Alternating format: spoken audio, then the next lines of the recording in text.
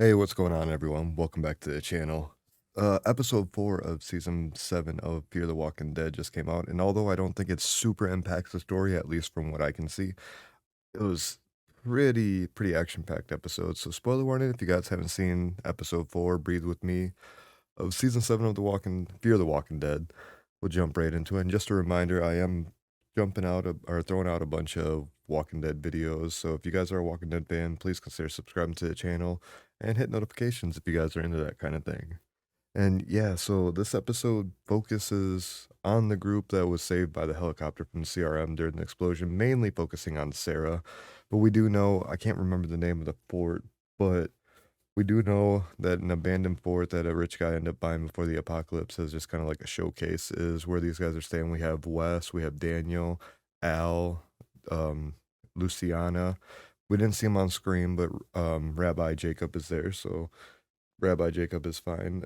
Sarah wakes up after being unconscious for a few days, and apparently the group found Wendell's hat, and they're not sure where she's at, and she wants or where he's at, and she wants to go look for him. But what we come to find out is one of the warheads landed like I think it's a couple miles away from where they're staying, and it's didn't go off, so it's like leaking raw radiation, which I guess is more dangerous than if it dispersed in the air and because it's just basically a spot where the radiation can leak out at stronger numbers.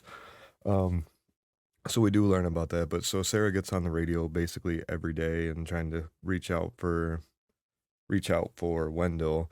And I think there was a reference when later in the episode she says he's been missing for 78 days. And if you guys don't remember, Wendell did make it to the dam after Ginny's like compound was broken up.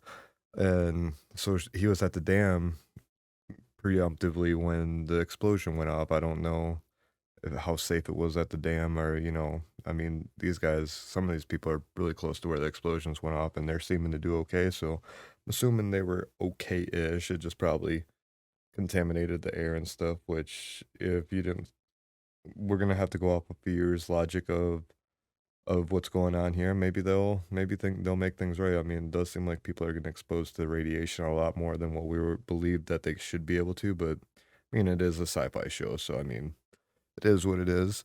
Um, but yeah, so as she's calling out for Wendell, she gets the answer back, and it's Morgan. And he's like, she goes, "Is that you, Momo?" And he's like, "That's what we call the baby." And she's like, "Baby," well, she probably doesn't recall baby Morgan from the dam, just because a lot had happened in that short amount of time. But anyways, we come to find out like so they want to meet up or something. And then Sarah stumbles upon this SUV, which happens to be Josiah, which is Emil's twin brother. She sees Rufus, and then she sees Emil's head inside the box. And basically, Josiah creates a deal: you get me Morgan, I'll help you find Wendell. So he's like hoping her find Wendell first, and they end up finding one of those. I believe we've been calling them stalkers, but he's got like the naked walkers and all that, and they end up like kind of like holding him at gunpoint. They take him somewhere where they have that was like the Walker Barnes you seen in the trailer breakdown.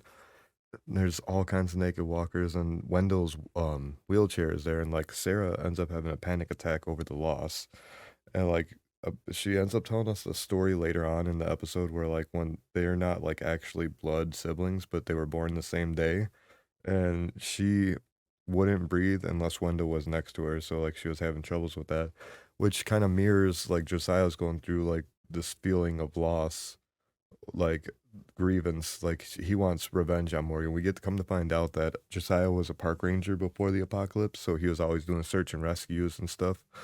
And Josiah was, or Emil actually saved him the one time that he needed it.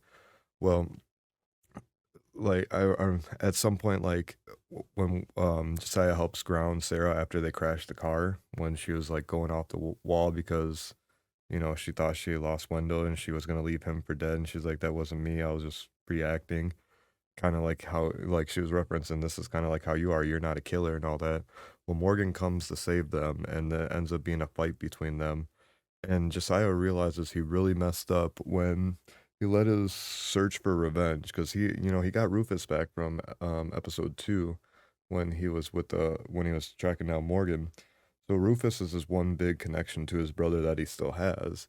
And Mince the fight, them guys are going back, and Josiah was about to have Morgan bite or get bit by Emil's head, and like the struggle like gets the head off to the side, and Rufus comes up to sniff Emil's head, and he ends up getting bit, and that's when like Sarah chops Emil's head in half, and that's when like he realized like I've been too blinded by rage, and like I know what my brother was doing, and this guy defended himself, and he, he did what he had to do to survive, much like all of us have had to do. Like we all seen it through a lot of our heroes in these different Walking Dead shows. They've had to do things that they necessarily wouldn't have done before just to survive.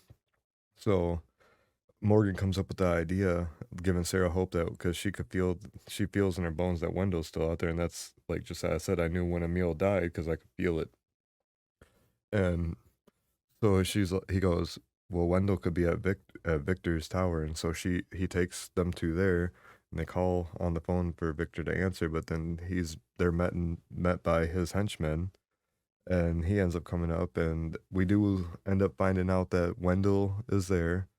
However, Sarah joins the list of people that aren't welcome at the tower. Right now, the list consists of Morgan and Alicia.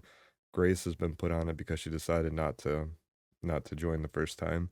So Sarah is also one of those people that aren't allowed to join.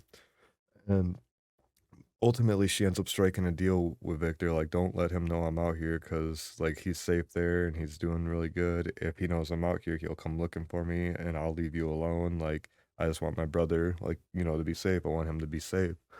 And ends up striking this deal. And um they from the fort, Sarah had some pills that helped with the radiation, like exposure, and she was saving a couple of them for Wendell. But you know, they offered Josiah to come back with them, and he's like, no, he's like, I'm gonna be a sick man, and I need more time. And she's like, well, you're not gonna be sick. She's like, now that I know Wendell is safe, take these, you'll be fine. And he thanks them, and basically he's going to be in touch if he ever needs them or he reconsiders to join them or whatever. He's so ultimately he's going to be around for something to help them out. They kind of like converted him into a good guy.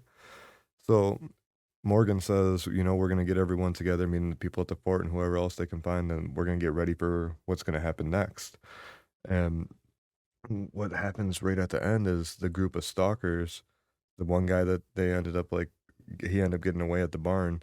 He wants to talk to the leader because he's got the warhead. So I don't know if that's what they're gonna use to like fuck with Victor, or maybe these guys have something. We had no mention of Padre in this episode, but in the trailer for the next episode, which I'll break down in a separate video, we got the return of Dwight and Sherry, and they were looking for Padre, or it would appear. So yeah, I don't know. This episode didn't like super set anything up. I mean, it might have laid some little bit of groundwork so we know why Josiah might help these guys and kind of like the stakes. Like it was a good episode though. Like I don't know, I dug it. It wasn't like super going forward, like moving forward with the story, but I did like it because it had good elements. Like Josiah and Sarah shared a moment because they're both like worried about their brother, and they're both going through different but similar stages of grief and all that, so they were able to help each other out.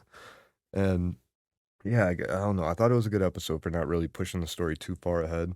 I do feel like now that we're halfway through the first part A of the season, things really got to step up. I do see that Dwight and Sherry are coming back next episode. I got to take some more look at the trailer and kind of figure out what I think's going to be going on with that. But yeah, so far so good. Like I haven't been hating it by any means. I really think the show has been feeling really good since like definitely season 6 and 7.